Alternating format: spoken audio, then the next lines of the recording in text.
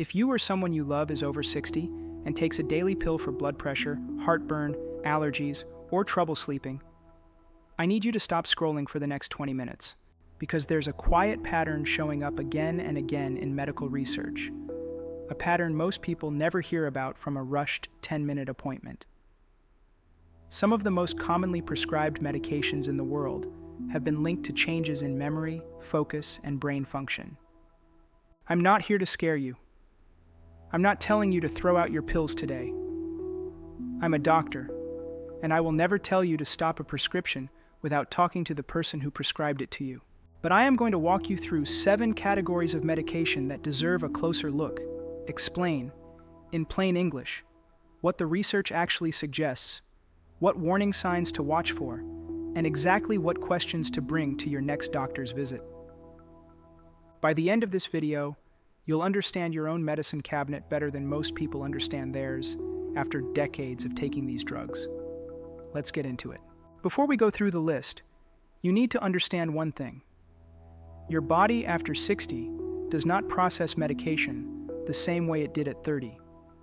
Your liver filters drugs more slowly, and your kidneys clear them less efficiently. A dose that was fine at 45 may behave completely differently at 68. What that means in simple terms, a dose that was perfectly fine at 45 may behave completely differently in your body at 68. A medication can build up. It can interact with something else you're taking. And in some cases, that buildup shows up not as an obvious side effect, like nausea or a rash. It shows up subtly, as fog. Forgetfulness, trouble finding words, things families often write off as just getting older. That's exactly why this deserves your full attention. Let's start with number 1. Category 1, anticholinergic medications. These drugs block acetylcholine, a chemical your brain relies on heavily for memory. Multiple long-term studies have found a higher associated risk of cognitive decline with regular use. The good news, there are often safer alternatives to discuss with your doctor. Next, benzodiazepines. Prescribed for anxiety or sleep, research has flagged long-term use in older adults as being associated with slower reaction times and memory complaints. A chronically sedated brain doesn't form memories efficiently. It's worth reevaluating long-term daily use with your physician. Blood pressure control matters for brain health, but some studies suggest that drops that are too aggressive, especially at night, can reduce blood flow to the brain. The takeaway is to ensure your dosing and timing are reviewed regularly, especially if you experience dizziness. Statins get talked about constantly. Early concerns about memory fog led to label updates, but large follow-up studies haven't found a consistent link to cognitive decline, and may even show protective effects. If you notice fogginess, mention it, but statins are not something to fear broadly based on evidence. Category 5. Proton pump inhibitors, commonly used for long-term acid reflux.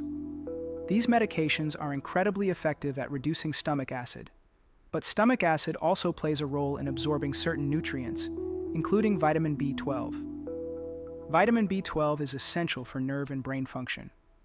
Some observational studies have found that long-term PPI users have a higher rate of B12 deficiency. Sixth, opioid-based pain medications, often prescribed after surgery or for chronic pain conditions like arthritis.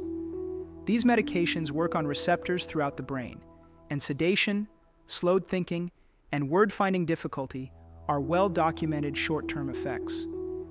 Pain management is important, but periodic dose review with your physician tends to be the safest approach. The 7th factor is the combination, polypharmacy, taking 5 or more medications. Most drugs are tested individually, not in large combinations. Interactions can create side effects like confusion. We recommend a brown bag review, where a doctor looks at your full picture all at once. How do you know if your medicine cabinet deserves a closer look?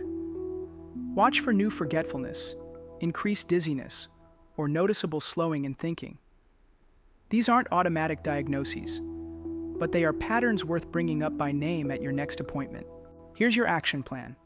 Never stop a medication on your own. Request a full review by asking, is there anything here worth reconsidering? Ask about B12. Keep a written list of everything you take, and if you notice symptoms, don't assume the worst. Many effects are reversible. Your brain after 60 is adaptable. It needs accurate information and a partnership with your doctor. If this video helped you, please share it with someone you love and subscribe. Take care of that brain of yours. I'll see you in the next one.